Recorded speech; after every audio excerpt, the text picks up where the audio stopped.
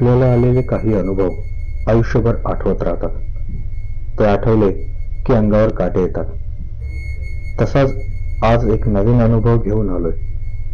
जर चॅनेलवर नवीन असाल तर चॅनेलला सबस्क्राईब करायला विसरू नका आणि त्याच्या बाजूलाच असलेलं बेल आयकन प्रेस करा, म्हणजे नवनवीन अनुभव तुमच्यापर्यंत पोहोचतील. जलपरी, मत्स्यकन्या हे एक सत्य की फक्त एक काल्पनिक कथा? आपल्या चॅनलचे सबस्क्रायबर जे मासेमारीचा व्यवसाय करतात त्यांना आलेला हा एक अनुभव. दीपक हा त्याच्या वडिलांसोबत मासेमारीचा व्यवसाय करायचा. हा त्यांचा पारंपरिक व्यवसाय होता.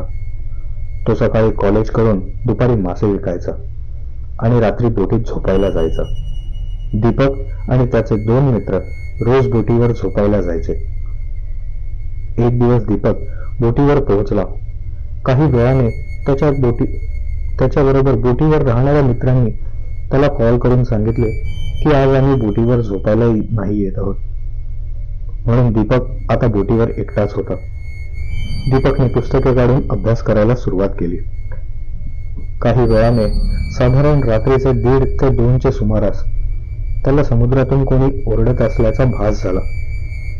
त्याने लागलीच बोटीतून समुद्र किनाऱ्यावर उडी मारली आणि तो बॅटरी घेऊन शोधू लागला. त्याला समुद्र किनाऱ्यावर काहीच दिसले नाही. तसा तो परत बोटीत चढला आणि पुन्हा अभ्यास करू लागला. काही वेळाने त्याला समुद्रातून ओरडण्याचा आवाज येऊ लागला. कुणी मुलगी बुडत आहे तिचा ओरडण्याचा आवाज येत होता. तिला वाचवलं पाहिजे या विचाराने दीपकने आपली बोट समुद्रात उतरवून सुरू केली व तो समुद्रात जाऊ लागला. त्याने बोटीवरील मोठी सर्च लाईट लावून सगळीकडे शोधायला सुरुवात केली, पण त्याला कोणीच दिसत नव्हते. तो फक्त आवाजाचा पाठलाग करत जात होता. एके ठिकाणी त्याला पाण्यात एक मुलगी दिसली. त्याने त्या मुलीला वाचवण्यासाठी बोट तिच्या दिशेने वळवली व तो सर्च लाईट तिच्या दिशेने फिरवला. ती मुलगी जिथे त्याला दिसली तिथे तो पोहोचला, पण ती मुलगी तिथे कुठेही दिसली नव्हती. तो काही वेळ तिथे थांबला. त्याने जोरजोरात आवाज दिला, कुणी आहे का इथे? कुणी आहे का इथे? मी तुम्हाला वाचवायला आलो आहे. पण त्याला कुठलाही प्रतिसाद मिळाला नाही. तो परत समुद्र किनाऱ्याकडे परत वळला.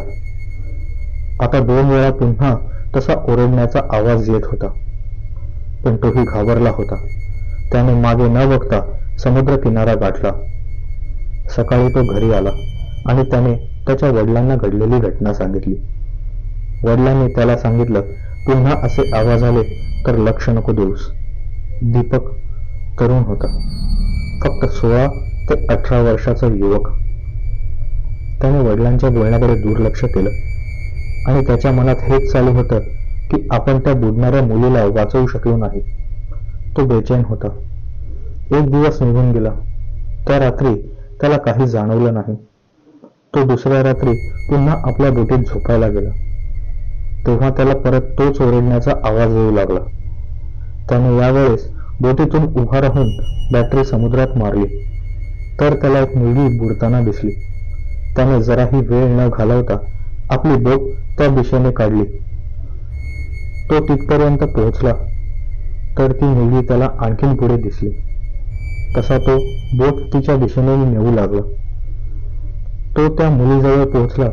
त्याने त्या मुलीवर बॅटरीचा प्रकाश मारला तर ती मुलीच्या शरीरावर कोणतेही वस्त्र नव्हते. ती मुलगी एका विचित्र आवाजात ओरडत होती. दीपकने कुठलाही विचार न करता तिला वाचवण्यासाठी समुद्रात उडी घेतली आणि त्या मुलीच्या दिशेने दीपक पोहू लागला.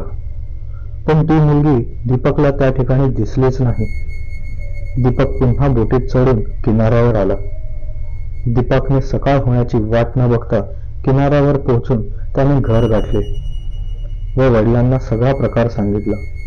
वडील त्याला ओरडले की तुला तिथे जाऊ नकोस हे सांगितले होते, मग तू का गेलास बाबा? मला पाण्यात बुडताना ती मुलगी दिसली. मी तिला बघून पाण्यात उडी मारली, पण वाचवू शकलो नाही. हे ऐकल्यावर दीपकचे वडील दीपकवर खूप रागावले व दीपकला आता तू घरीच झोपायचं असे सांगितले. पण जे दीपकने स्वतःच्या डोळ्यांनी पाहिले होते त्याला दीपक नाकारू शकत नव्हता. सकाळी दीपकने विचार केला की आपण पोलिसात जाऊन याची तक्रार नोंदवायची. तसं सकाळ होताच दीपकने पोलीस स्टेशन गाठलं आणि पोलिसांना सगळ्या क्रमवार घटना सांगितल्या.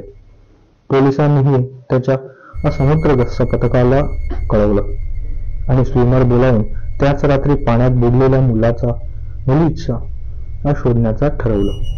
आणि अंधारात काही तासांच्या मेहनतीनंतर पोलिसांना यश आलं. एक मृतदेह त्यांच्या हाती लागला. त्याच्या शरीराचा अर्ध्यापेक्षा जास्त भाग खाल्ला गेला होता. पोलिसांनी मिळालेला मृतदेह समुद्र किनाऱ्यावर आणला. तशी ही बातमी संपूर्ण गावात पसरली होती. तो मृतदेह कोणाचा आहे हे पाहण्यासाठी सगळं गाव तिथे जमा झालं होतं. त्या दीपकचे आई वडील, त्याचे मित्र देखील तिथे आले. ते गर्दीत दीपकला शोधत होते आणि त्यांचं लक्ष त्या मृतदेहाकडे गेले तर तो मृतदेह दीपकचाच होता. त्या रात्रीही दीपक सोबत ती घटना परत घडली होती. पण दीपक बरोबर झोपायला येणाऱ्या मित्राने दीपकला बोट घेऊन जाताना पाहिले. त्याने दीपकचा पाठलाग केला कारण त्याला ही ओरडणारी मुलगी दिसली होती. एके ठिकाणी दीपक थांबला आणि त्याने पाण्यात उडी घेतली. जशी त्याने पाण्यात उडी घेतली तशी त्या नग्न मुलीबरोबर अजून 2 ते 3 जण दीपकला पाण्यात खेचून घेऊन गेले. हे बघून त्या मुलाने आपली बोट माघारी फिरवली आणि तो दीपकच्या घरच्यांना माहिती द्यायला गावाच्या दिशेने गेला. ही सगळी माहिती दीपकच्या मित्राने पोलिसांना देखील दिली. तेव्हापासून पोलीस रात्रीची समुद्रात गस्त घालतात. त्यातील काही पोलिसांना दीपकने आणि त्याच्या मित्राने सांगितल्याप्रमाणे आवाज येत होते, तर काही जणांनी नग्न स्त्री पाण्यात बुडते हे देखील बघितले. पण जवळ गेल्यावर काहीच नाही.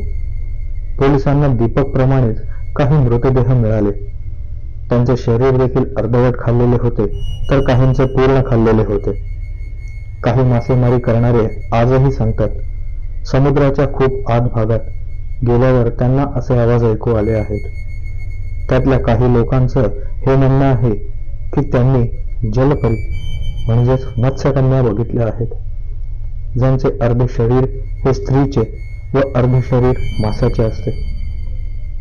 त्यातील काही मासेमार म्हणतात की त्या जलपरी मत्स्यकन्या माणसाला भूल घालतात व त्यांना आपले जेवण बनवतात.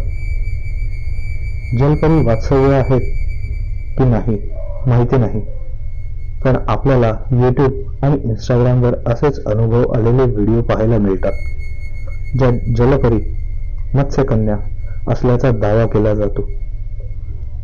जर आपल्याला जलपरी मत्स्यकन्येबद्दल काही अनुभव असतील तर नक्की शेअर करा.